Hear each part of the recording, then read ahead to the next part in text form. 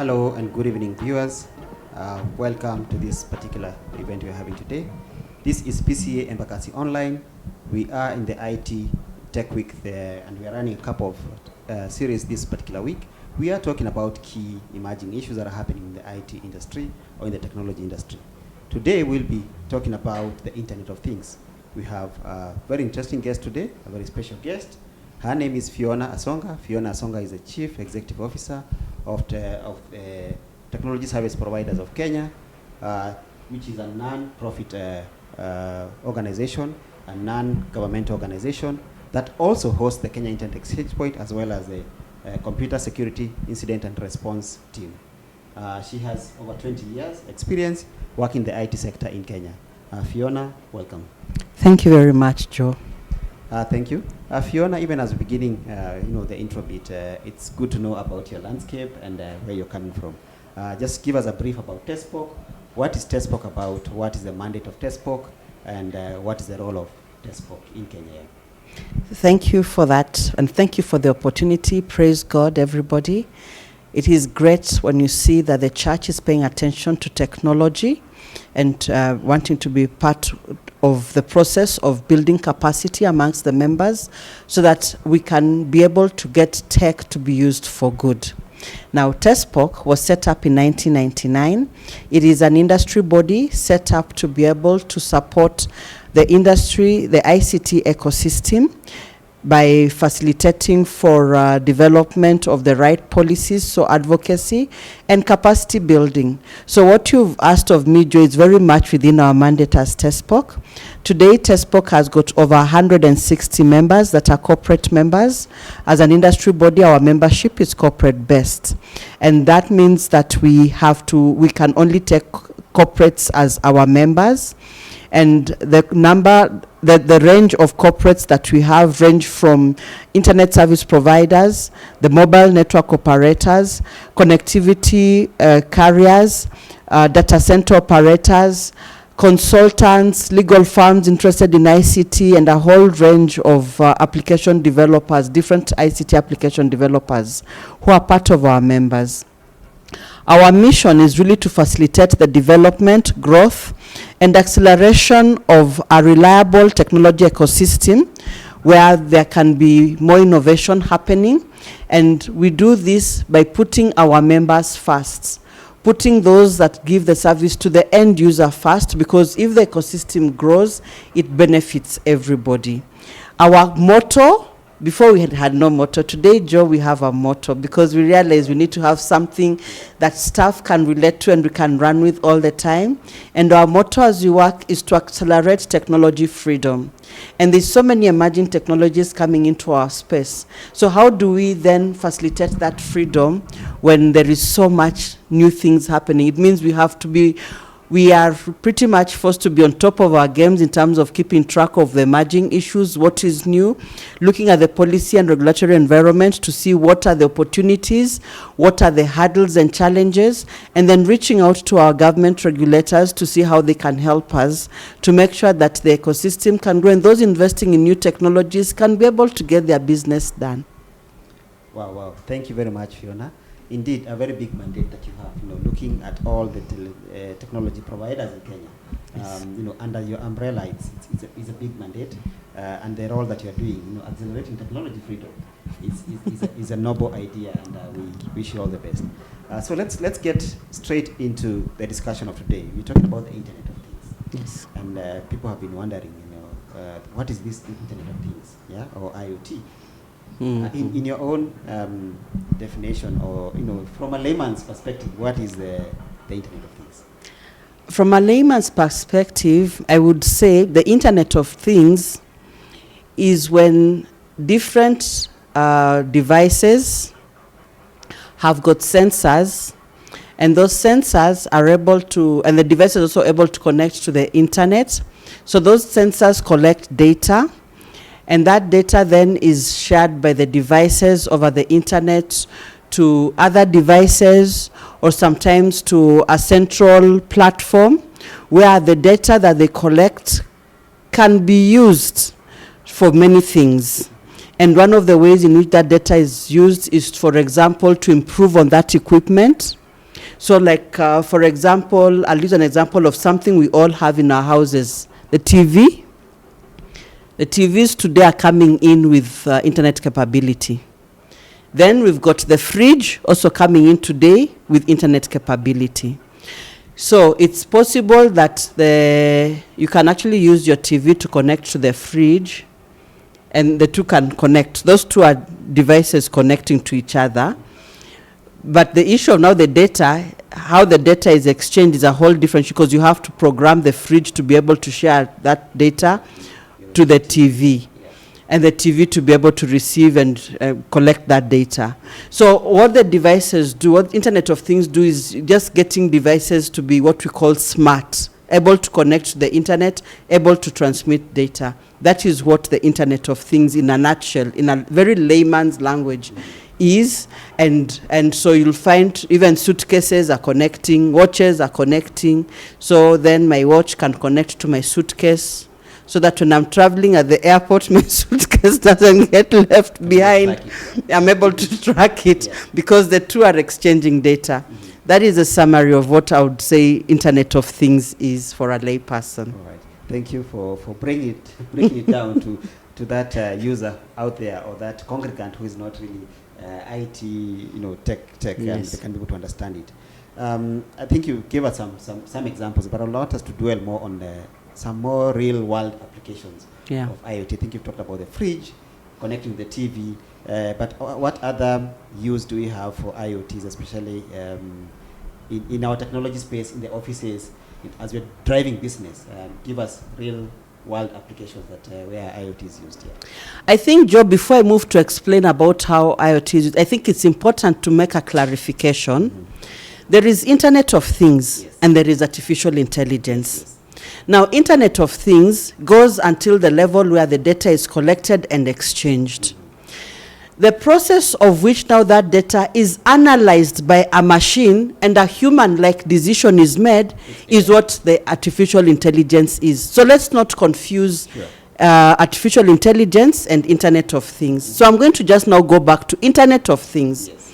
When you look at Internet of Things, some of the things that are critical in terms of Internet of Things that make it what it is, and are real life examples that we can look at, is the issue of connectivity of devices that I've just dwelt on a bit, where you find everyday items are able to connect. In the warehouse, you have got devices that are put on a cord, and there's a sensor on the device that if the device leaves the warehouse without being scanned by a particular device, it beeps. There is beeping. We see that in the supermarkets. And so the Internet of Things is something that is being used all over the place when it comes to issues of connectivity. Medicine is also tagged that way. You find that the sensors are able to read the barcodes, and so as we are using barcodes is the first step we started off when we're doing Internet of Things, and it has continued to be quite predominant in our everyday living, and we use these barcodes pretty much everywhere. The other thing is about the collection of data. That data is being collected by another device. The device reading it is collecting it for a particular purpose, either to be able to transmit it on for analysis, or to just store that this has passed. But at the end of the day, when you look at that data, decisions can be made around that data. And that is where we're having the previous conversations around big data, because data was just being collected. We had Internet of Things being applied, and data was just being collected. People have so much data.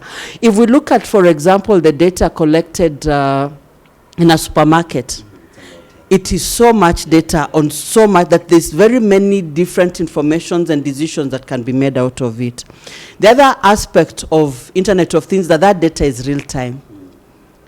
It is being collected at that instance, and sometimes you find the storage of that data will not be for so long. It's for periods of time, and then it is moved to the back-end storage, or off online storage, where it can just be stored for reference, for later use.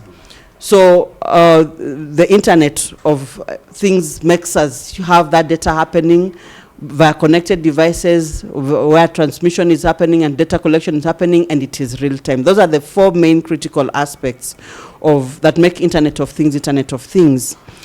Examples of where it has been used. Now, I haven't seen this in Kenya, but okay, those who have got the Alexa, I think the Apple Alexa device comes close, where you can talk to the device and tell it, and you've connected you have a smart house, your lighting system is connected to Alexa, and you're able to say, Alexa, turn on the lights, dim the lights, do this, close the windows, open the curtains, you know. That's an example of Internet of Things working in everyday life.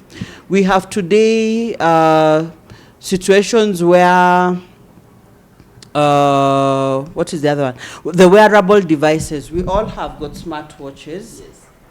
This smartwatch, in the ideal scenario, is this smartwatch would be collecting data on my health, and then it is connected to the health system of the hospital I go to, so that if I'm about to have a crisis, I will get a message on my phone telling me, on my watch, telling me, move to the nearest health facility. You're about to have a condition. This is about to come, you know. If I'm asthmatic, you told me about to have an asthma attack, or you're about to have this. So that then, if I don't have my medicine with me, I quickly move to where I can be able to be assisted.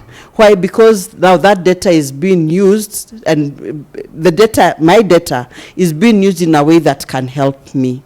So those are some of the practical uses of Internet of Things, and I know that today there's some doctors who have actually opted to use these devices to monitor their patients' heart conditions, blood pressure, oxygen levels, and things like that, and are able to guide. And when you call the doctor and he logs into the app, he's able to see exactly what you're going through. So it's becoming, Internet of Things is becoming part of our everyday living.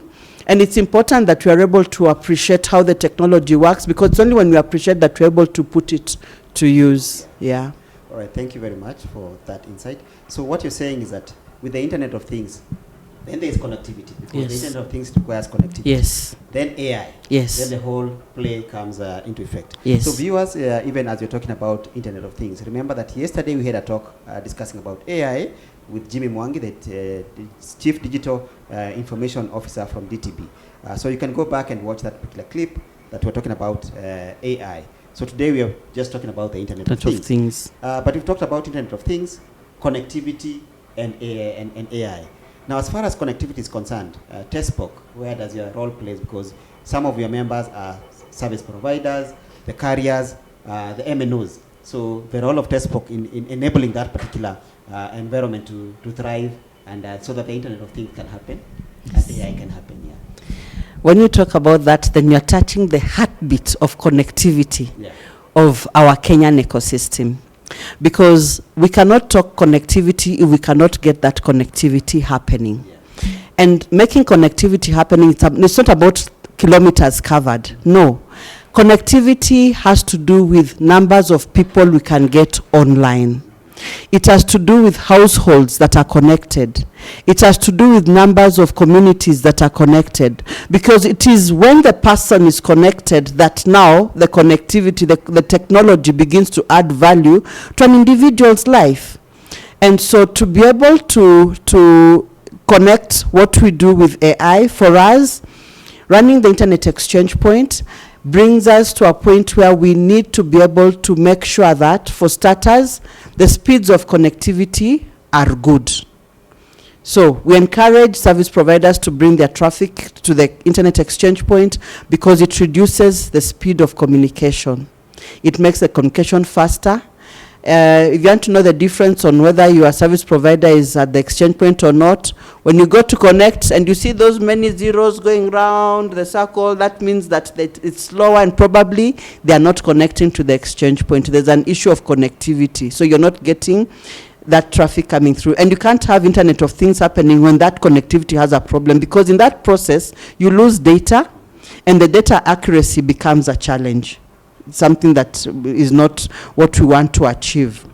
So we ensure that there is good speed. The second thing we do is to ensure that there is local continuous communication, so that even when the submarine cables are down and you are connected at the internet exchange point, communication goes on. You don't experience the internet loss, because what you have in terms of your data collection points are local, your customers are local, everything you're doing, your storage is local, you're in a local data center. So because you're locally hosted, communication is happening locally, it is continuous, and there is no break of the communication. The other issue is it makes it much easier, of course, to move data. When connectivity is up, then data movement is accurate, it is easier, it's much more comfortable, there is no downtime, and above all else, it reduces the costs of communication. So the costs become cheaper. When you think about it today, I think for us who are younger parents, we are managing our children differently. We want our child to wear a watch that is also a tracker, so that we are knowing where the children are. We sort of are keeping track of our children using Internet of Things. So you're able to log in and to see where is this child and what is this child doing in that place. If your child is in a place that you're not supposed to, you quickly move. In the past, these things were not there. We would just tell our mommies, hey, mommy, me, I'm going to do this. I'm going to meet my friend Joe. And you disappear and go. They will have to wait until you come back. They will have no idea where we got. But today, we are able to keep track of children, and because also the society has changed, I think it is helping us to also know how to guide our children to be in safe places and what those safe places should be.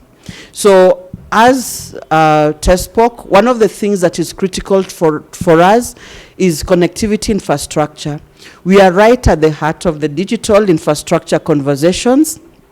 We are trying to create awareness on infrastructure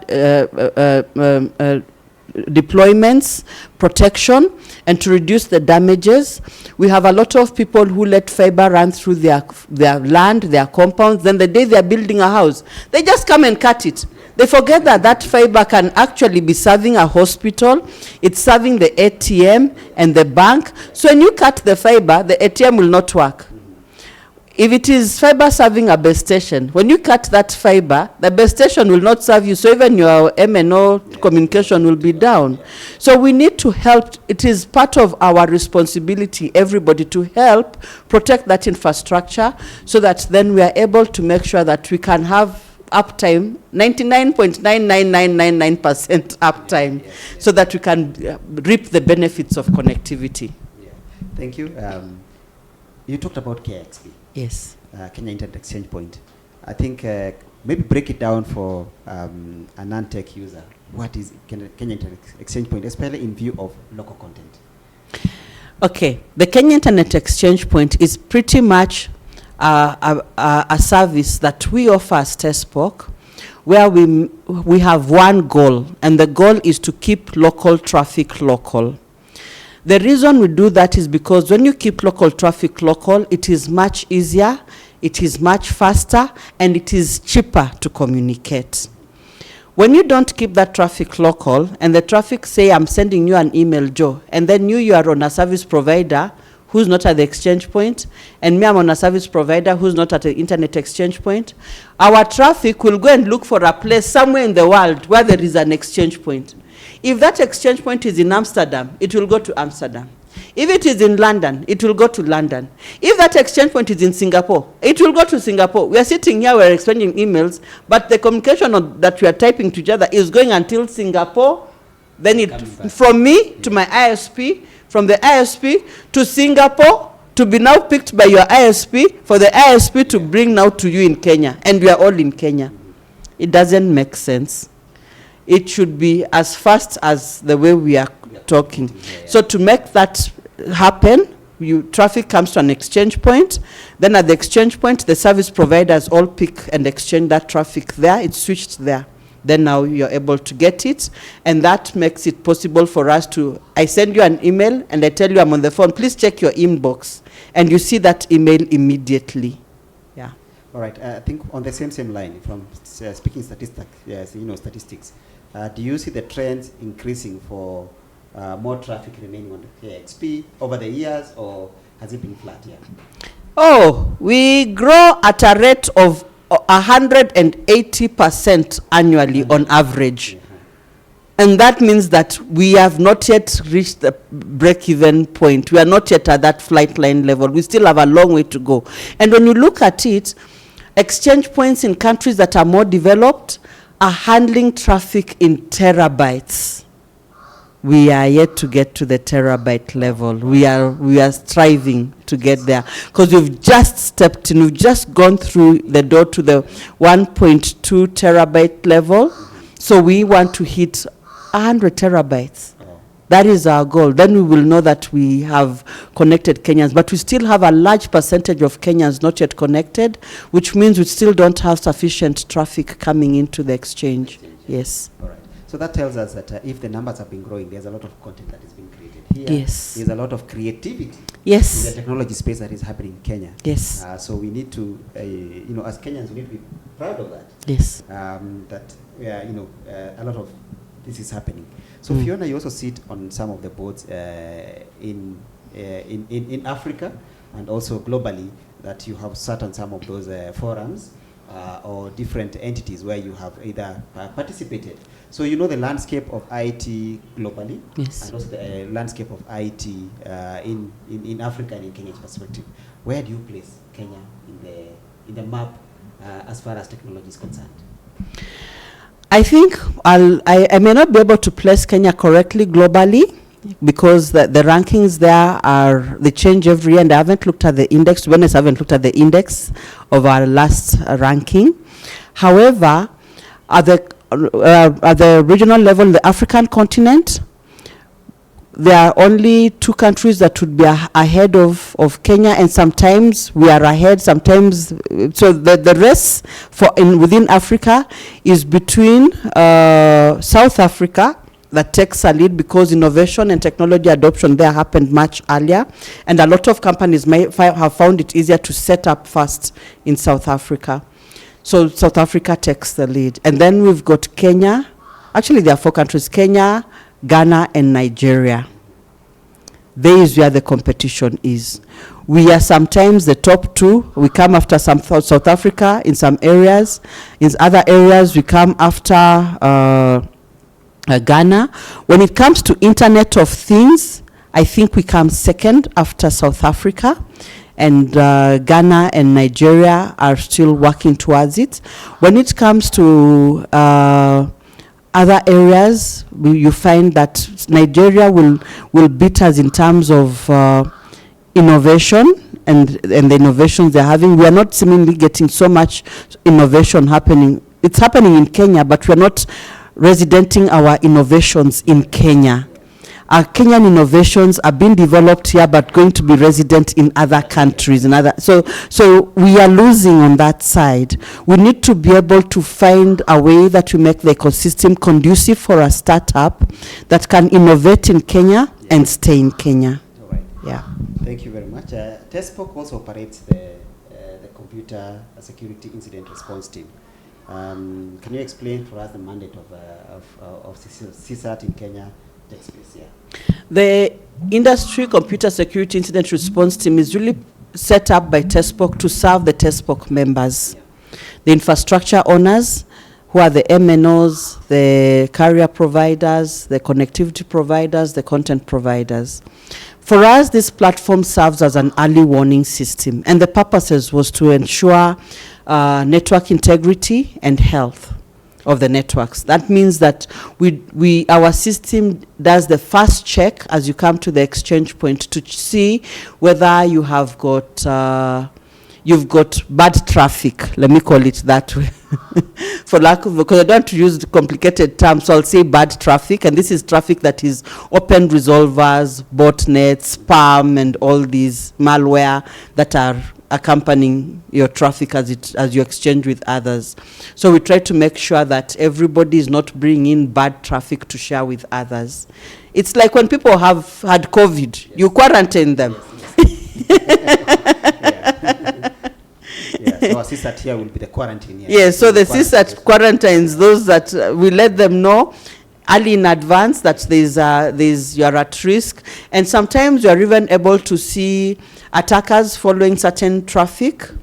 And we let the service providers know that particular foreign IP addresses are interested in their traffic and are following their traffic, so that they are warned and can begin to put in place measures to reinforce their infrastructure.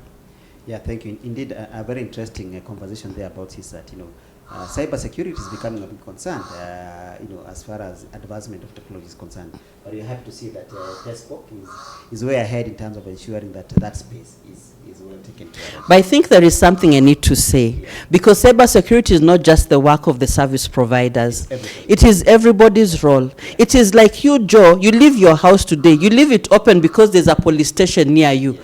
You mean I'll not come and take your big TV? The door is open, the windows are open, there is no protection. I will walk in and take the TV and walk out very nicely. You cannot say that you are robbed. You are actually Father Christmas and you donated your TV. Yes, yes. So everybody has to play their role. Everyone has to play their role to make sure that they are secure. Yeah. Yes. Yeah. So glad to see the role that TESCO is taking in terms of that particular area. So let's move on to the next stage. Talking about technology in church. Yeah. We are talking about Internet of Things here, and how technology has been used in various industries. And see, with the church, our religious institutions have also not been left behind as far as technology is concerned.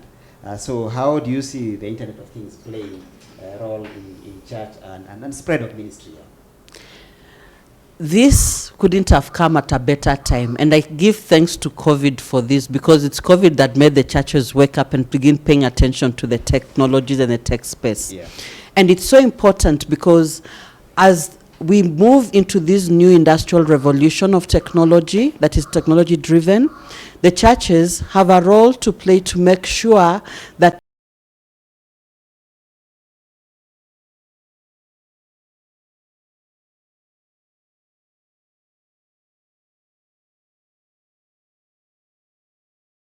of technology than the bad users. I consider the church a good user. As a Christian,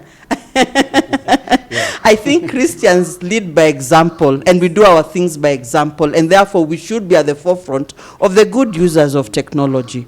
And how are we using it correctly?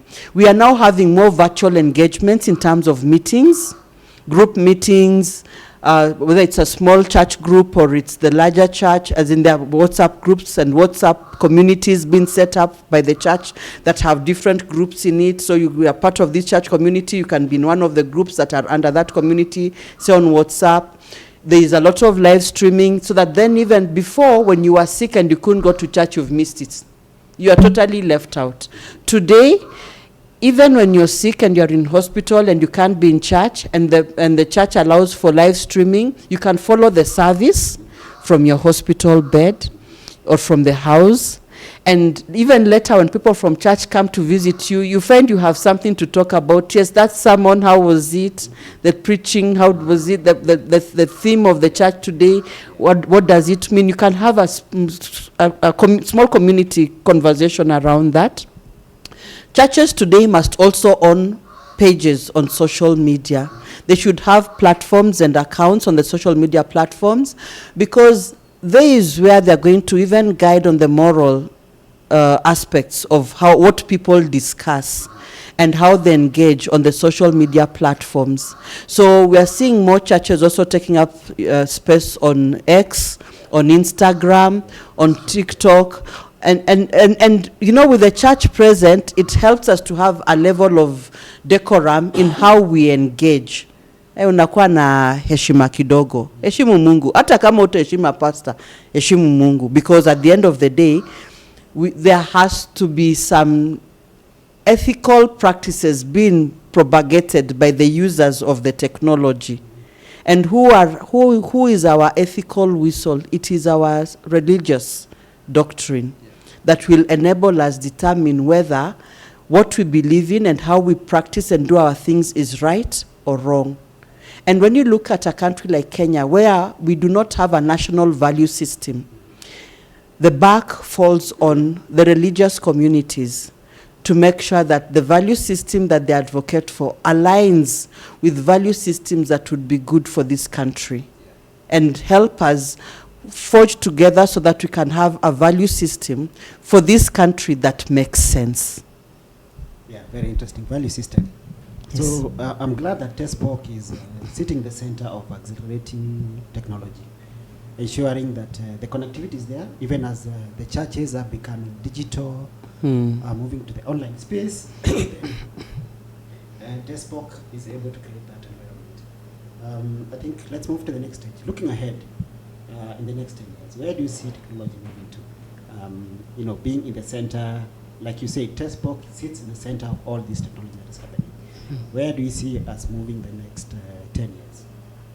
10 years is far, but I can say in 5 years, 5 years, if tech continues to change the way it's changing, we are likely to see cars in Kenya that will be using the expressway that are self-drive.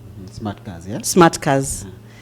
We are likely to see more cars that are just going to be, guys will be in their cars and every car will have its hotspot. It will be a moving hotspot, so to say.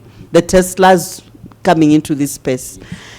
We are likely to see more shopping happening on the online platform without human intervention because of the combination of Internet of Things and AI. So that then when my yogurt is finished in the fridge is letting the supermarket know, and maybe my arrangement on my application for the supermarket is delivery every week. So every week I get my delivery of nyanya, yogurt, the meats that I need in the fridge, you know. And these are done, my card is run because it's already in the system, paid for, I just hear a knock on the door, knock, knock, and the delivery happens. Yes, that is the future. Yeah. Thank you very much, Fiona Asonga, CEO of TESPOC, for giving us a brief and taking us through what Internet of Things is all about. And also explaining to us how the landscape of technology is in Africa, especially giving us insight of where we are as Kenya. You know, we are sitting pretty space as probably number 2 or number 3, but it doesn't mean that we are there yet. There is still a lot to be done. There is still a lot of innovations that needs to be done. But most important, you know, keeping that content local. Yes. And you know, before your closing remark, this reminds me of an incident we had the other day, where the fiber optic cables in Mombasa, most of them were down. But some people still were able to enjoy services because of KXP. This was thanks to KXP. Yes. A few services were off because they are hosted outside. So let us ensure that we keep our local content local, using the Kenya Internet Exchange Point, and also ensure that we create more technology within this country. We ensure that the IP rights are maintained here, like Fiona said. We've got a lot of innovations happening here. We've got a lot of tech hubs happening here.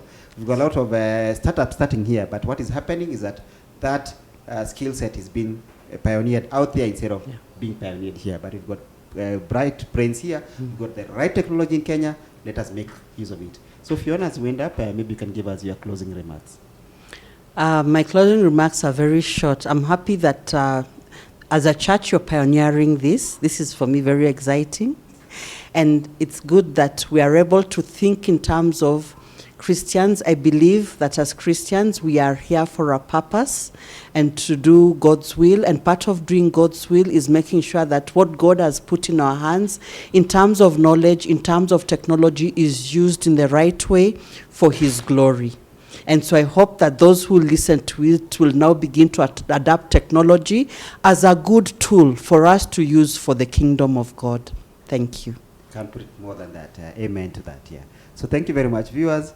Continue watching us on our next series. We'll be having quite a number of series happening this week. Continue watching us. Continue subscribing to our YouTube channels throughout the PCEA Embakasi online churches. That is PCEA Utawala, PCEA Embakasi, and PCEA Syokimau. Thank you very much and have a good evening.